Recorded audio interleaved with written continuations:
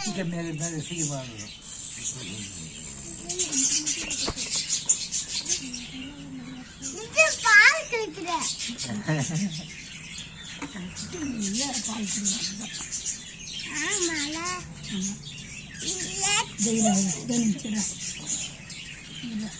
நான் இன்னும் தப்புங்கிறா